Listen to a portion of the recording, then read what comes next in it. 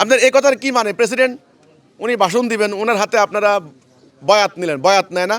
বয়াত নেয়, ওই যে পীরের বয়াত নেয়, যারা ইসলাম বুঝে তারা বুঝে। বয়াত নিলেন মানে শপথ নিলেন, শপথ নিলেন। আপনারা ইন্টারিম পুরা শপথ নিলেন প্রেসিডেন্টের হাতে। যতগুলি অধ্যাদেশ ওনারে দিয়া সব জারি করাইলেন। যারা গতকালকে মিছিল করলো প্ল্যাকার্ড হাতে নিয়ে, তারা পর্যন্ত ওনার হাতে শপথ নিলেন, বয়াত নিলেন। আমার কথা হলো এইটা। তো এই পর্যন্ত ওনারে জায়গা মতো রাইখা সমস্ত ইলেকশন করলেন, সেই ইলেকশন বৈধ হয়ে গেল। সেই ইলেকশনে আপনারা এমপি হলেন শপথ নিয়ে, আপনারা এখন পার্লামেন্টে যাইয়া বলেন ওনার ভাষণ শুনবেন না, মিছিল করতেছেন, ফেসিস্ট ফেসিস্ট এগুলাই। এসব ভাই আমরা খুব বিরক্ত।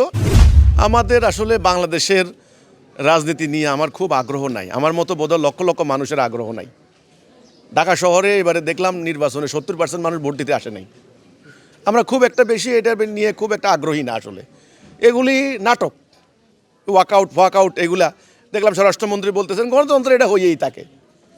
আপনার এই সমস্ত নাটক দেখতে আমরা আর অভ্যস্ত না, আমাদের কাছে ভালো লাগে না। আমরা বোর্ড ফিল করতেছি এগুলো দেখতে দেখতে, বুঝছেন? কিছু মিডিয়া আছে, গণতন্ত্র রাখতে হইব। গণতন্ত্রের সূত্র কি? বিরোধী দল সরকারি দল খুব ঝগড়া করবে, হানাহানি করবে, খুব মানে দোষাদোষি করবে, কাদা ছোড়াছুড়ি করবে। এটা সুন্দর, বিউটি অফ ডেমোক্রেসি। আপনার এই কথার কি মানে? প্রেসিডেন্ট উনি ভাষণ দিবেন, ওনার হাতে আপনারা বয়াত নিলেন। বয়াত নেয় না? বয়াত নেয়, ওই যে পীরের বয়াত নেয়, যারা ইসলাম বুঝে তারা বুঝে। বয়াত নিলেন মানে শপথ নিলেন, শপথ নিলেন। আপনারা ইন্টারিম পুরা শপথ নিলেন প্রেসিডেন্টের হাতে। যতগুলি অধ্যাদেশ ওনারে দিয়া সব জারি করাইলেন। যারা গতকালকে মিছিল করলো প্ল্যাকার্ড হাতে নিয়ে, তারা পর্যন্ত ওনার হাতে শপথ নিলেন, বয়াত নিলেন। আমার কথা হলো এইটা। তো এই পর্যন্ত ওনারে জায়গা মতো রাইখা সমস্ত ইলেকশন করলেন, সেই ইলেকশন বৈধ হয়ে গেল। সেই ইলেকশনে আপনারা এমপি হলেন শপথ নিয়ে, আপনারা এখন পার্লামেন্টে যাইয়া বলেন ওনার ভাষণ শুনবেন না, মিছিল করতেছেন, ফেসিস্ট ফেসিস্ট এগুলাই। এসব ভাই আমরা খুব বিরক্ত, ডিসগাস্টিং। এটা খুবই মানে রাগের উদ্রেক করছে।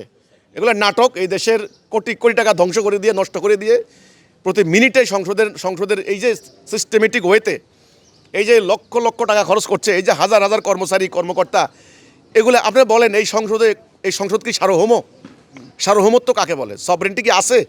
সীমানার সভরেন্টি কি আছে? ওরা যা বলে তারা, এটা হলো আইন। আন্তর্জাতিক আইন বলতে কিছু আছে? গণতন্ত্র বলতে কিছু আছে? ডেমোক্রেসি যদি হয়ে থাকে তাহলে জাতিসংঘের অনুমোদন নিছে ডোনাল্ড ট্রাম্প? জাতিসংঘ কিছুই না, জাতিসংঘ বাদ, বুয়া। তাহলে আপনার এখন শক্তিমান রাষ্ট্রগুলি যে আইন রচনা করে এটাই আইন। তারা আমার সার্বভৌমত্ব বলতে কিছু নাই। রাষ্ট্রের প্রেসিডেন্ট ধরে নিয়ে যায়, রাষ্ট্রের সর্বোচ্চ নেতাকে বোম মেরে ধ্বংস করে দিয়ে দেয়। কাজে এখানে সীমানা যে সার্বভৌমত্বের একটা বিরাট ফ্যাক্টর, এটারও কোনো মূল্য নাই। তা আমাদের এই বর্তমান সংসদ কি সার্বভৌম? তারা কি ওদের বিরুদ্ধে সিদ্ধান্ত নিতে পারবে? পারবে না। কাজে ভাই এর ধরনের ওয়াকআউট, এই সংসদ অধিবেশন লক্ষ লক্ষ টাকা খরচ হচ্ছে, অনর্থক সাবজেক্ট নিয়ে দেখবেন সময় নষ্ট করবে। মাননীয় স্পিকার, আমার এলাকায় একটা হাসপাতাল হবে, ওখানে একটা অ্যাম্বুলেন্স নষ্ট হয়ে গেছে আজকে 20 বছর। এই অ্যাম্বুলেন্সটা কখন ঠিক করবে? আমি মাননীয় স্বাস্থ্যমন্ত্রীর দৃষ্টি আকর্ষণ করতে চাই। এবার মাননীয় স্পিকার বলবেন মাননীয় মন্ত্রী, এবার মাননীয় মন্ত্রী বলবেন মাননীয় স্পিকার, মাননীয় সংসদ সদস্যদের ওনার ইয়েতে একটা অ্যাম্বুলেন্স ঠিক করার জন্য আমরা একটা সংসদীয় কমিটি গঠন করেছি। এটা নিয়ে সিদ্ধান্ত হয়েছে আসলে একটা অ্যাম্বুলেন্স ঠিক করা। এটার জন্য মাননীয় স্পিকার আধা ঘন্টা ধইরা, ভাই এই ধরনের এই আপনার এই কাজে ওগুলা নিয়ে প্রশ্ন করে লাভ নাই।